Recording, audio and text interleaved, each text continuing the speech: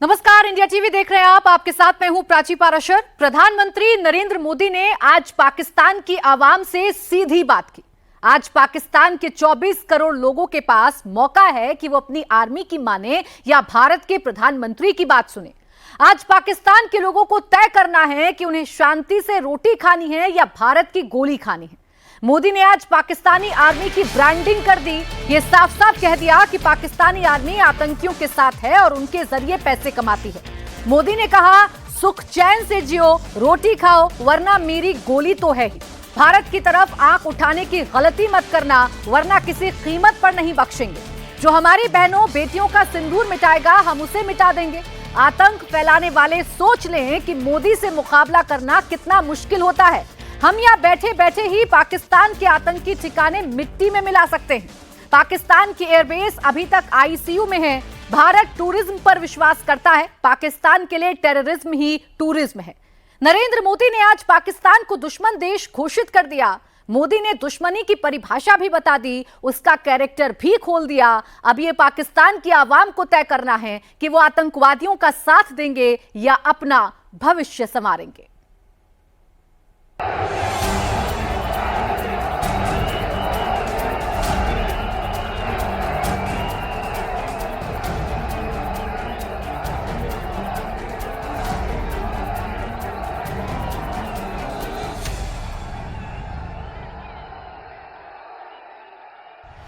आज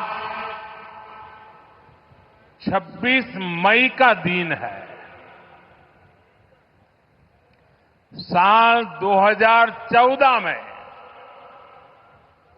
आज के ही दिन पहली बार मैंने प्रधानमंत्री के तौर पर शपथ ली थी। मैं नरेंद्र दामोदर दास मोदी 26 मई 2014 जब प्रधानमंत्री के रूप में नरेंद्र मोदी की पहली शपथ हुई थी। विधि द्वारा स्थापित भारत के संविधान के प्रति मोदी के पहले शपथ ग्रहण में फ्रंट रो में पाकिस्तान के प्रधानमंत्री नवाज शरीफ बैठे दिखाई दिए थे।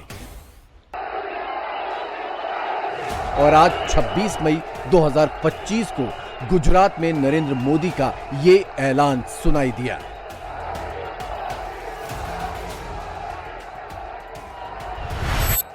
बंटवारे के बाद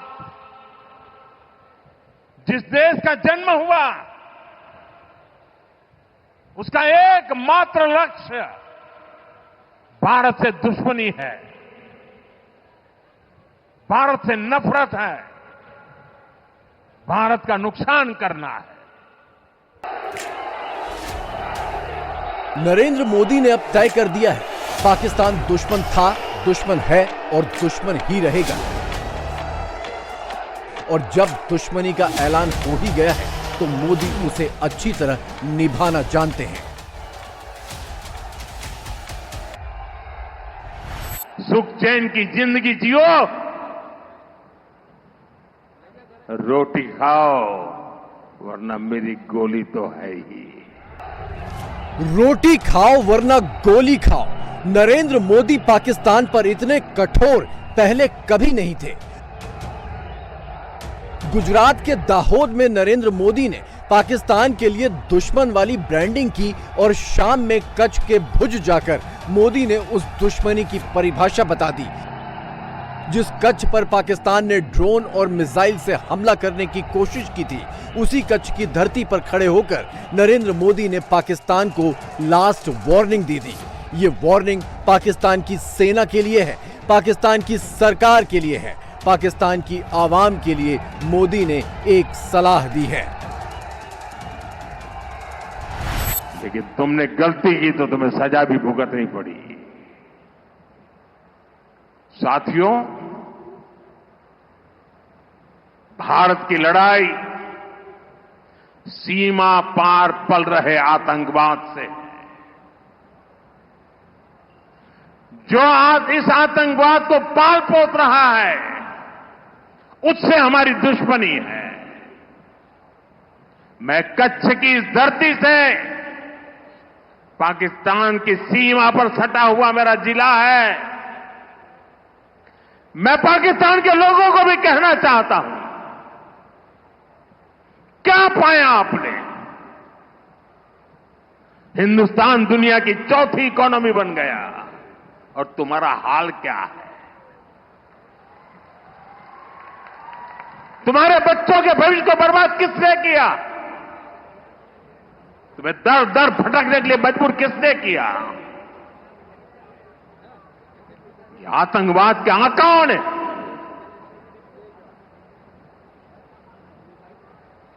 वहां की सेना का अपना एजेंडा, पाकिस्तान के नागरिकों, खास करके वहां के बच्चे, ये मोदी की बात कान खोल करके सुन लो। ये आपकी सरकार और आपकी सेना आतंकवाद को समर्थन दे रही है। आतंकवाद पाकिस्तान की सेना और सरकार के लिए पैसा कमाने का जरिया बन गया है। पाकिस्तान के युवकों को तय करना होगा, पाकिस्तान के बच्चों को तय करना होगा, क्या ये रास्ता उनके लिए ठीक है?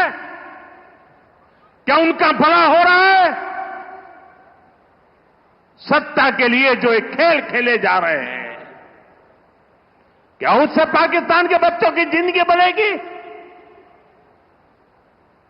मैं पाकिस्तान के बच्चों को कहना चाहता हूं, ये आपके हुक्मनारा, ये आपकी सेना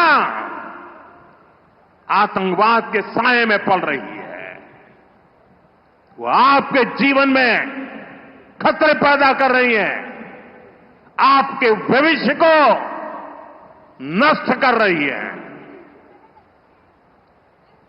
आपको अंधेरे में धकेल रही है। पाकिस्तान को आतंक की बीमारी से मुक्त करने के लिए पाकिस्तान के अवाम को आगे आना होगा, पाकिस्तान के नौजवानों को आगे आना होगा। सुख चैन की जिंदगी जियो, रोटी खाओ, वरना मेरी गोली तो है ही। आपको याद होगा, पहलगाम टेरर अटैक के बाद ऑपरेशन सिंदूर शुरू करने से पहले मोदी ने 15 दिन लिए थे। उन 15 दिनों में भारतीय सेना ने युद्ध की तैयारी की थी। आज मोदी ने बताया कि उन 15 दिनों में एक और काम हुआ था। उन 15 दिनों में मोदी पाकिस्तान को रीड कर रहे थे। उन 15 दिनों में मोदी ने पाकिस्तान को सुधरने का मौका दिया था। पाकिस्तान नहीं सुधरा। 15 दिनों में पाकिस्तान ने गलती नहीं सुधारी तो पाकिस्तान पर मोदी का गुस्सा भड़का। 15 दिन तक हमने इंतजार किया, फिर पाकिस्तान आतंकवाद के खिलाफ कोई कदम उठाएगा,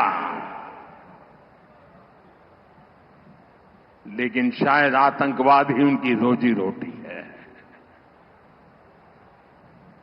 जब उन्होंने कुछ नहीं किया तो फिर मैंने देश की सेना को खुली छूट दे दी। भारत के टारगेट पर आतंकवादियों के हेडक्वार्टर थे। सैकड़ों किलोमीटर अंदर जाकर के अगल बगल में किसी का भी नुकसान हुए बिना सीधी चोट करके आ गए। सटीक वार किया। ये दिखाता है कि हमारी सेना कितनी सक्षम और कितनी अनुशासित है। हमने दुनिया को दिखाया कि हम आतंकवाद के अड्डों को, उनके ठिकानों को यहां बैठे बैठे मिट्टी में मिला सकते हैं। वंदे। ऐसा नहीं है कि नरेंद्र मोदी ने पाकिस्तान को चांस नहीं दिए। मोदी ने पाकिस्तान को पूरे चांस दिए। ऐसे माननीय प्रधानमंत्री जी का बहुत बहुत स्वागत। 2014 में नरेंद्र मोदी ने नवाज शरीफ से हाथ मिलाकर पाकिस्तान के साथ दोस्ती की शुरुआत की थी। 2014 में प्रधानमंत्री के तौर पर अपनी पारी शुरू करने से पहले ही मोदी ने पाकिस्तान की तरफ दोस्ती का हाथ बढ़ा दिया था। पाकिस्तान के तब के प्रधानमंत्री नवाज शरीफ को मोदी ने शपथ ग्रहण में शामिल होने का न्योता देकर दिल्ली बुलाया था।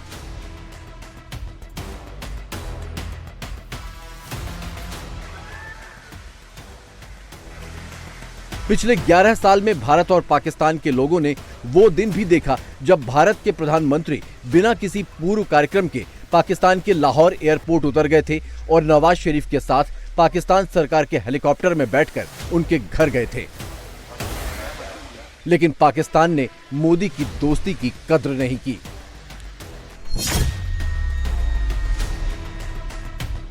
पाकिस्तान ने बार बार मोदी की पीठ में खंजर घोंपा।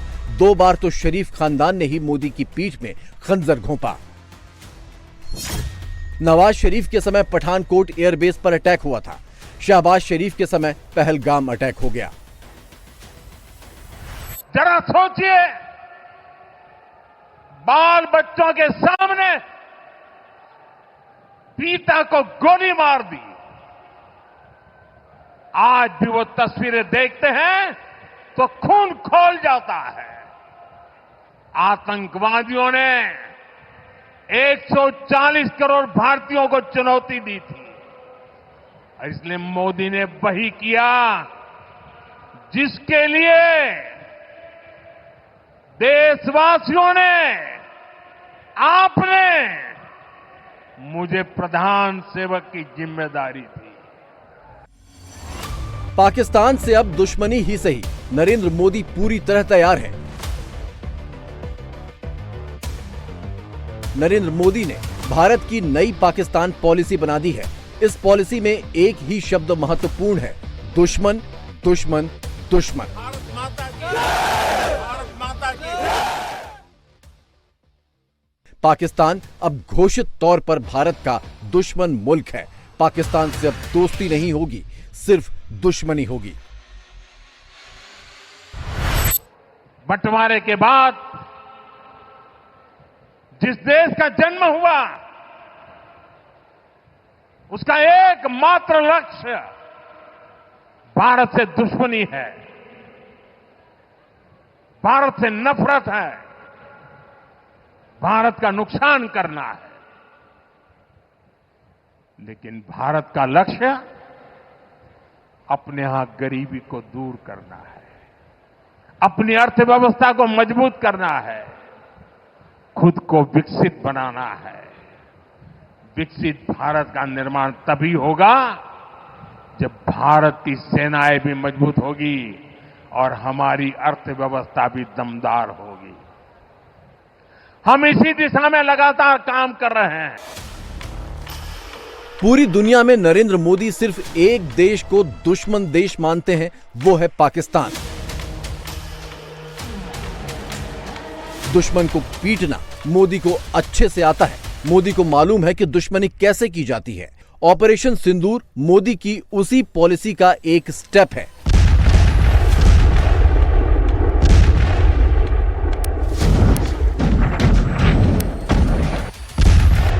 मोदी को मालूम है कि दुश्मन को घर में घुसकर कैसे मारा जाता है। जम्मू कश्मीर के पहलगाम में आतंकवादियों ने जो कुछ किया,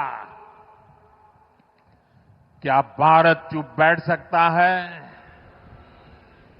क्या मोदी चुप बैठ सकता है? जब कोई हमारी बहनों के सिंदूर को मिटाएगा तो उसका भी मिटना तय हो जाता है। मैं नरेंद्र दामोदर दास मोदी 26 मई 2014 से 26 मई 2025 पिछले 11 साल में नरेंद्र मोदी ने 3 बार शपथ ली। मैं नरेंद्र दामोदर पहले 2014 में, ईश्वर की शपथ लेता हूं फिर 2019 में कि मैं विधि द्वारा स्थापित भारत के संविधान और तीसरी बार 2024 में। सच्ची श्रद्धा और निष्ठा रखूंगा।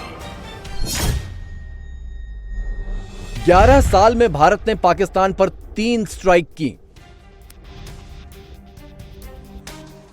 2016 में उरी अटैक के बाद भारत ने पीओके में 3 किलोमीटर अंदर घुसकर सर्जिकल स्ट्राइक की।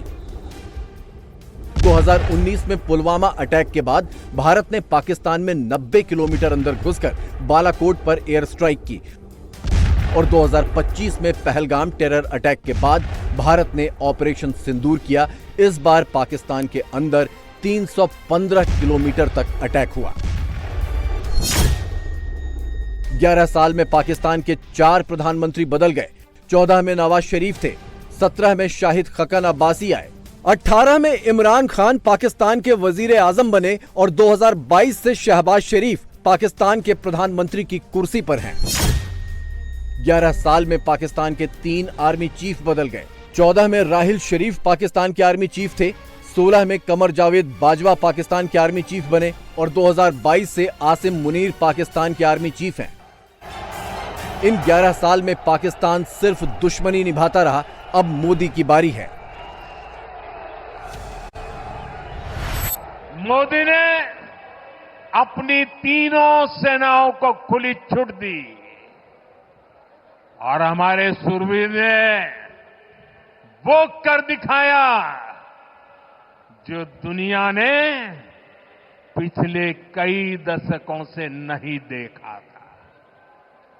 हमने सीमा पार चल रहे आतंक के 9 सबसे बड़े आतंकी ठिकाने उनको ढूंढ निकाला, अता पता पक्का कर लिया और 22 तारीख को उन्होंने जो खेल खेला था, 6 तारीख रात को 22 मिनट में हमने उनको मिट्टी में मिला दिया। जब पाकिस्तानी सेना ने दुस्साहस दिखाया तो हमारी सेनाओं ने पाकिस्तानी फौज को भी धूल चटा दी। पाकिस्तान को लेकर नरेंद्र मोदी ने सारा कंफ्यूजन खत्म कर दिया है। पाकिस्तान को लेकर भारत की पॉलिसी अब एकदम क्लियर है। पाकिस्तान को अब कोई मौका नहीं दिया जाएगा, पाकिस्तान को अब कोई चांस नहीं दिया जाएगा। हिंदुस्तान पाकिस्तान को हर फ्रंट पर डाउन करेगा। शहबाज शरीफ विदेश घूम रहे हैं, विदेशों में वो समर्थन जुटा रहे हैं, लेकिन पाकिस्तान के साथ सिर्फ 3 देश हैं, चीन, तुर्की और अजरबैजान। दुनिया का कोई भी चौथा देश पाकिस्तान के साथ खड़े होने को तैयार नहीं है। 26 मई 2025 को नरेंद्र मोदी ने हर दूसरी लाइन में पाकिस्तान बोला। मोदी ने पाकिस्तान के साथ हर बार आतंकवाद जोड़ा। आतंकवाद के खिलाफ भारत का जवाब ऑपरेशन सिंदूर है, ये मोदी ने हर बार कंफर्म किया। कच्छ में मोदी ने 12 बार पाकिस्तान बोला, 11 बार आतंकवाद बोला, 10 बार पाकिस्तान की फौज का जिक्र किया। मोदी ने 11 बार भारतीय सेना की वीरता बताई, 9 बार मोदी ने ऑपरेशन सिंदूर बोला, 7 बार मोदी ने पाकिस्तान की आवाम का जिक्र किया। साथियों, हमारी नीति आतंकवाद के खिलाफ जीरो टॉलरेंस की है। ऑपरेशन सिंदूर ने इस नीति को और स्पष्ट कर दिया है। जो भी भारतीयों का खून बहाने की कोशिश करेगा,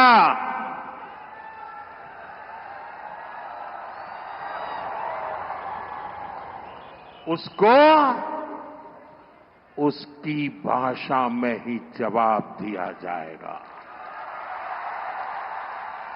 भारत पर आंख उठाने वाले किसी भी कीमत पर बख्शे नहीं जाएंगे। 2016 में उरी टेरर अटैक के बाद पहली बार पाकिस्तान पर मोदी का गुस्सा भड़का था। तब भी उन्होंने पाकिस्तान को एक नसीहत दी थी, पाकिस्तान को मानना था, वो नहीं माना। अब आगे मोदी कोई नसीहत नहीं देंगे, बस गोली का जवाब गोले से देंगे। ऑपरेशन सिंदूर सिर्फ एक सैन्य कार्रवाई नहीं है, ये हम भारतीयों के संस्कारों, हमारी भावनाओं की अभिव्यक्ति है। आतंक फैलाने वालों को सपने में भी सोचा नहीं होगा मोदी से मुकाबला करना कितना मुश्किल होता है। पाकिस्तान को लेकर भारत की पॉलिटिक्स भी क्लियर हो चुकी है। भारत को अब पीओके चाहिए। पीओके दुश्मन देश के अवैध कब्जे में है, वो कब्जा छुड़ाना है।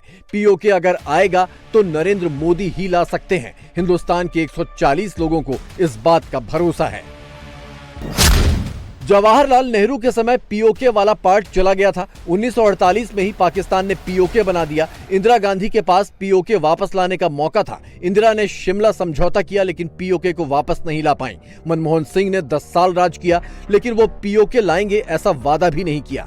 मनमोहन सिंह के समय शर्म अल शेख हो गया।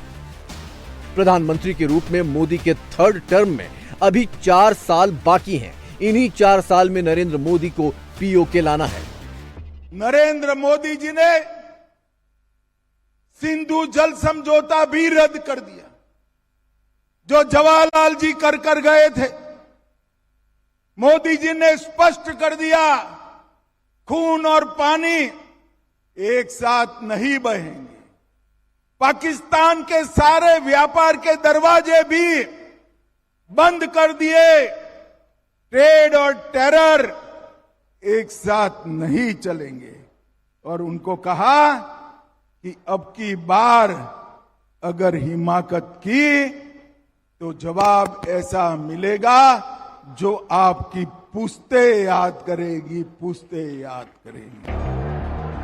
पॉलिटिकल फ्रंट पर पाकिस्तान का इश्यू नरेंद्र मोदी को हमेशा सूट करता है। नरेंद्र मोदी की पाकिस्तान पॉलिसी पर हमेशा वोट मिलते हैं। मोदी की पाकिस्तान पॉलिसी पर राष्ट्रवादी वोट एकजुट होते हैं। ये राष्ट्रवादी वोट पैन इंडिया का है। ये राष्ट्रवादी वोट किसी एक क्षेत्र का मोहताज नहीं है, किसी एक धर्म या जाति का भी मोहताज नहीं है। पाकिस्तान का इशू ऐसा है कि कांग्रेस के शशि थरूर को भी मोदी से जोड़ देता है और बैरिस्टर असदुद्दीन ओवैसी भी सरकार की दलील दुनिया के सामने रखने के लिए मोदी के साथ आ जाते हैं। 72 घंटे मुंबई वालों को बहुत संभल कर रहना है। मौसम विभाग ने रेड अलर्ट जारी किया है। मुंबई से पुणे और ठाणे तक बहुत भारी बारिश होने वाली है। मॉनसून की बारिश का पहला दिन मुंबई और महाराष्ट्र पर बहुत भारी गुजरा। मुंबई में लोकल और मेट्रो तक में पानी भर गया। सबवे पर कार डूब गई। बड़ी बड़ी डबल डेकर बसें जहां थीं वहीं खड़ी हो गईं। मई में कहीं बाढ़ चल रही है तो कहीं कार तिनके की तरह बह रही हैं। कहीं रेतीला तूफान चल रहा है। क्यों? इस रिपोर्ट में समझिए।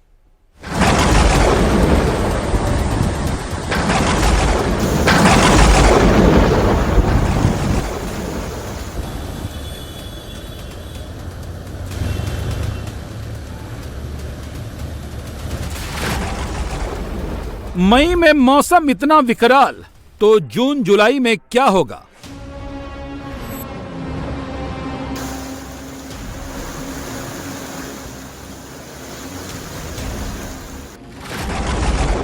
पहाड़ों में बादलों का जलजला, तिनके की तरह बह गई कारें।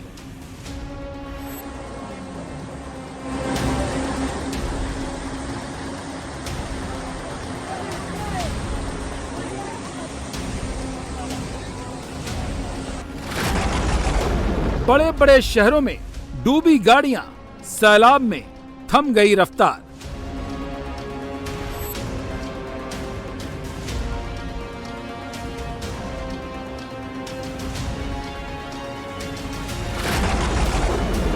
कहीं रेतीले तूफान से तबाही तो कहीं आंधी बारिश से बर्बादी।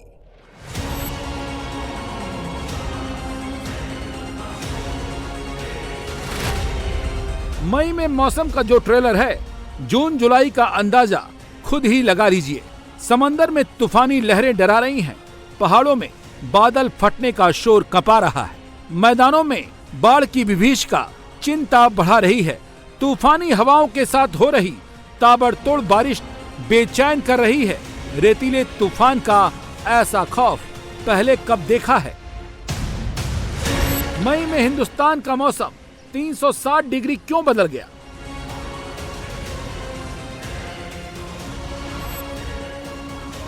चौबीस घंटे चलने वाले मुंबई शहर में दिन के उजाले में कार क्यों डूब गई?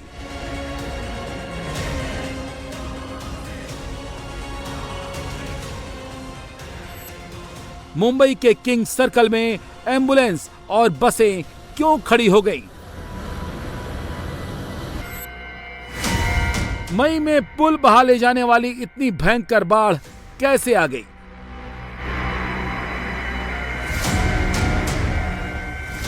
घरों की पहली मंजिल कैसे लबालब भर गई?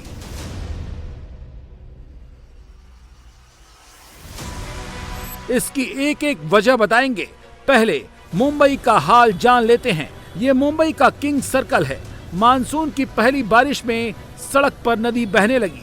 छोटी गाड़ियों की क्या बात, बड़ी बड़ी डबल डेकर बसें और इमरजेंसी सेवा में लगी एम्बुलेंस जहां थी वहां खड़ी हो गई। सैलाब ने मुंबई के किंग सर्कल का चक्का जाम कर दिया। दोपहर तक किंग सर्कल के सड़क पर कई फुट पानी बह रहा था। लोग रिस्क लेकर दफ्तरों को जा रहे थे। मुंबई की लगातार हो रही है बारिश कई लोगों के लिए मुसीबत ले आई है और एक दृश्य ये किंग सर्कल के इलाके में भी देख सकते हैं जहां घुटनों तक पानी अभी भी भरा हुआ है। पानी की निकासी होती हुई नजर नहीं आ रही और नतीजा ये है कि एक के पीछे एक गाड़ियां बंद पड़ी हुई हैं। ये बेस्ट की बस है, बेस्ट प्रशासन की, जो बंद पड़ी हुई है। ठीक उसके पीछे अगर हम देखें तो राज्य परिवहन मंडल की भी बस बंद पड़ी हुई है। टैक्सी जो है उसे धक्का मारकर आगे निकालने की कोशिश लोग कर रहे हैं। ठीक उसके पीछे कई और गाड़ियां भी बंद पड़ी हुई हैं। ये नज़ारा किंग सर्कल एरिया का है जहां पर लगातार बारिश तो जारी है लेकिन पानी की निकासी कहीं से भी होती नज़र नहीं आ रही। एम्बुलेंस ये है जो फंसी पड़ी है पानी में, कई लंबे समय से ये बंद पड़ी हुई है। मुंबई के नरीमन पॉइंट में 252 मिलीमीटर, बीएमसी मुख्यालय में 214 मिलीमीटर, कुलाबा में 207 मिलीमीटर, मरीन लाइन्स में 180 मिलीमीटर, वर्ली में 171 मिलीमीटर, सांता क्रूज में 103 मिलीमीटर, बांद्रा में 101 मिलीमीटर, चेंबूर में 82 मिलीमीटर। बारिश देर रात से सुबह 11 बजे तक हुई। नतीजा तमाम सबवे पानी में डूब गए। सड़कों पर कई फुट पानी जमा हो गया। फिलहाल इस वक्त हम मुंबई के अंधेरी सबवे पर मौजूद हैं। लगातार पुलिस ये अनाउंस कर रही है कि सबवे को आम नागरिकों के लिए फिलहाल बंद कर दिया गया है। भायखला स्टेशन से लेकर मस्जिद बंदर तक सभी रेलवे ट्रैक्स पर पानी भरा हुआ है। ऐसी परिस्थिति में पुलिस और प्रशासन लगातार लोगों से अपील कर रही है कि आप फिलहाल सुरक्षा को मद्देनजर रखते हुए घर में रहें और लगातार मौसम विभाग की तरफ से जो गाइडलाइंस दी जा रही हैं उन्हें भी फॉलो करते रहें। मुंबई में मई में मानसून एक्टिव होने का 35 साल पुराना रिकॉर्ड इस बार टूट गया। मुंबई में अमूमन 5 मई को मानसून दस्तक देता है। इस बार 10 दिन पहले पहुंचा। इससे पहले 1990 में 20 मई को मानसून मुंबई पहुंचा था। मानसून 10 दिन पहले पहुंचा तो बीएमसी नींद में सोई हुई थी। पंप फेल हो गए, कई जगह सीवर सिस्टम चोक हो गया, मुंबई थम सी गई। दफ्तर जाने वालों को पैदल चलना पड़ा, बड़ा पाव बेचने वालों को घाटा उठाना पड़ा। मैम आप भी ऑफिस जा रही हैं? जी। ये ऐसी हालत में कोई ऑप्शन नहीं है। आज पहुंचकर लग रहा है काम हो जाएगा ऑफिस में। वो तो हो जाएगा पर जाना मुश्किल लग रहा है। बहुत हालत खराब है। पहला ही बारिश अभी इधर मेरे को काम पे जहाँ पे दिक्कत होने लगी है। बहुत मुश्किल में हूँ। कितने का नुकसान होगा आज? 2-3 हजार का नुकसान होगा। ये तो कॉर्पोरेट वाला रोड है, ऐसा तो नहीं भरना चाहिए। नहीं भरना चाहिए। देख लीजिए पूरा गटर का पानी बाहर आ रहा है। यहाँ खड़े हैं पानी में। बीएमसी का तो दावा है कि इस बार कहीं पानी जमा नहीं होगा। ये तो पहली बारिश में ये हाल है। पहली बार ही ऐसा है। इतना पानी होता है तो कभी बारिश में इतना भरता नहीं था। ये थोड़ा पानी में बारिश हुआ है, भर गया। मुंबई लोकल की रफ्तार कहीं कम हो गई तो कहीं थम गई, क्योंकि मई की पहली बारिश में रेल ट्रैक में काफी ज्यादा पानी आ गया। मुंबई मेट्रो की एक्वालाइन में ब्रेकडाउन के हालात पैदा हो गए। आत्रे मेट्रो स्टेशन में इतना पानी भर गया कि गेट बंद करने पड़े और मुसाफिरों को बैरंग लौटना पड़ा। फिलहाल इस वक्त हम मुंबई मेट्रो लाइन के एक्वालाइन के आचार्य अत्रे चौक पर मौजूद हैं। मैडम आप एम्प्लॉय हैं यहाँ की? स्टाफ हूँ, टिकट स्टाफ। फिलहाल क्या हालात है अंदर और क्या कहा गया है आपसे? अभी बोला है कि वर्ली नाका पे जाओ और वहाँ से चालू है स्टेशन। कुछ बताया है क्या कारण है? वो अंदर पानी गया इसलिए बोला है। पानी जाने के लिए ऑलरेडी ये मेट्रो स्टेशन बंद कर दिया। हाँ। मेट्रो स्टेशन की तरफ जाने वाला जो मेन गेट है उसे बंद कर दिया गया है और यहाँ आने जाने वाले लोगों को सूचित कर दिया गया है कि फिलहाल आचार्य अत्रे चौक बंद रहेगा। इस लाइन का उद्घाटन हाल ही में हुआ था। वैसे में पानी भरना मेट्रो स्टेशन के आसपास बड़ा सवाल खड़े करता है। मुंबई में मई वाली मानसूनी आफत ने अभी तो दस्तक दी है। अगले 48 घंटे मुंबई और आसपास के इलाके के लिए बहुत भारी हैं। मौसम विभाग ने मुंबई, ठाणे और रायगढ़ के लिए भारी बारिश का रेड अलर्ट जारी किया है। 27 मई को मुंबई और ठाणे में भारी बारिश का येलो अलर्ट जारी किया गया है। मुंबई के अगले 48 घंटे मुंबई कर के लिए बहुत भारी हैं। मौसम विभाग ने चेतावनी दी है, घर से निकलते वक्त अलर्ट रहें, बेवजह घूमने ना निकलें। मौसम विभाग ने ऑरेंज अलर्ट अपग्रेड करके रेड अलर्ट तक आज के लिए जारी किया है। ये रेड अलर्ट मुंबई, ठाणे, रायगढ़ और कल के लिए रत्नागिरी और सिंधुदुर्ग के लिए रखा है। साथ में मध्य महाराष्ट्र के घाट रीजन्स के लिए भी रखा गया है। मई की पहली मानसूनी बारिश में मुंबई के क्लब तक नहीं बचे। चर्च गेट के पास सीसीआई क्लब में पानी भर गया। मुंबई के सीएसटी में सहारा मार्केट तो स्विमिंग पूल बन गया। बाजार में कई फुट पानी भर गया। आदित्य ठाकरे मुंबई के केम्स कॉर्नर पहुंचे। वहां धसी हुई सड़क का जायजा लेने के बाद सीधे महायुति सरकार पर हमला बोला। आप देखिए ना, वर्ली के मेट्रो में पानी भर गया है। आज अब भी मैंने देखा तो काफी सारे रेलवे लाइन बंद हो चुकी है। पानी हर जगह भर चुका है और ये नहीं कि ये पहली बारिश है। मई में पहली 2 बार भी अब भी बारिश हो गई थी, अंधेरी सबवे हो या फिर साकिना का हो। मैं सिर्फ यही कहना चाहता हूँ कि ये जायजा वगैरह लेना बंद कीजिए। अपने जो लाडले कॉन्ट्रैक्टर्स हैं उनके साथ बैठिए और चिंतन कीजिए कि आपने पैसा कैसे खाया है और किस प्रकार से गंदे काम इस मुंबई में किए हैं। महायुति सरकार के लिए मई की पहली मानसूनी बारिश ने जोर का झटका दिया है। पहले दिन जगह जगह जलभराव के बाद अब महायुति सरकार एक्शन मोड पर आ चुकी है। उप मुख्यमंत्री एकनाथ शिंदे ने बीएमसी के डिजास्टर कंट्रोल रूम का दौरा किया। बीएमसी की तैयारियां देखी और अगले 48 घंटे में जो मूसलाधार बारिश होने वाली है उससे कैसे निपटना है इसके निर्देश दिए। अभी ये मानसून जो है 30-35 साल में पहली बार इतने जल्दी आ गया है। थोड़ा तो तकलीफ तो हुई है। बीएमसी और सब जितनी यंत्रणा हमारी एमएमआरडी है, स्टेट डिजास्टर है, ये पूरे army, navy, air force, coast guard, ये सभी लोग एक एज अ टीम यहाँ पर काम करेंगे और कम्युनिकेशन रखकर करेंगे, कोऑर्डिनेशन रखकर काम करेंगे ताकि नागरिकों को आगे जाकर बारिश की तकलीफ ना हो। किसने किसने क्या क्या किया, अभी देखिए बोलने को तो बहुत कुछ है। अभी हमको राजनीति नहीं करनी है, हमको काम करना है। मुंबई में हाई टाइड की भी भविष्यवाणी मौसम विभाग ने की है। मतलब आसमानी बारिश के साथ साथ समंदर से डबल आफत मुंबई पर आने वाली है। मुंबई के बाद मई की पहली आफत महाराष्ट्र के दूसरे बड़े शहर पुणे पर भी टूटी है। पवार खानदान के सियासी गढ़ बारामती में बाढ़ आ गई है। बाढ़ का पानी कुछ घरों में घुस गया है। लोगों को बचाने के लिए एनडीआरएफ की 2 टीमें रेस्क्यू ऑपरेशन में लगाई गई हैं। डिप्टी सीएम अजीत पवार ने बाढ़ग्रस्त इलाके का दौरा किया। पुणे सोलापुर हाईवे पर पाटल इलाके में बादल फटने से अचानक फ्लैश फ्लड आ गई।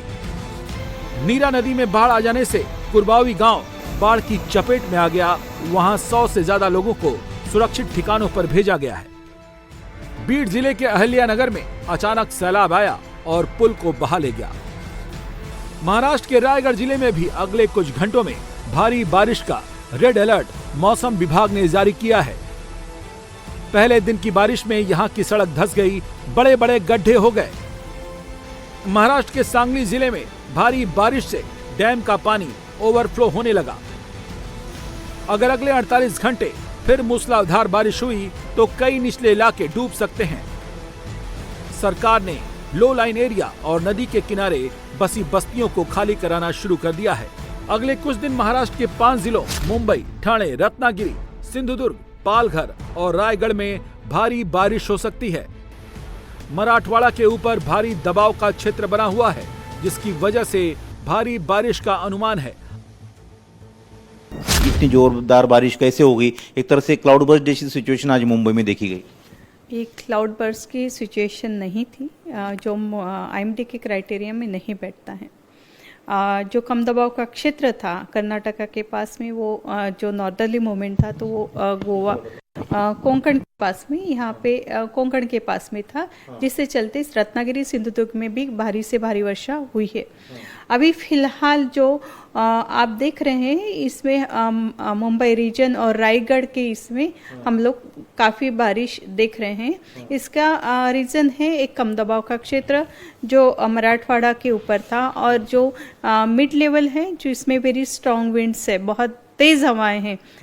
मुंबई के लिए आज के लिए रेड अलर्ट है, कल येलो अलर्ट रहेगा। इवन रायगढ़ के लिए आज रेड अलर्ट दिया है, कल ऑरेंज करके फिर येलो अलर्ट हो जाएगा। इवन थाने के लिए आज रेड अलर्ट है, कल येलो अलर्ट हो जाएगा।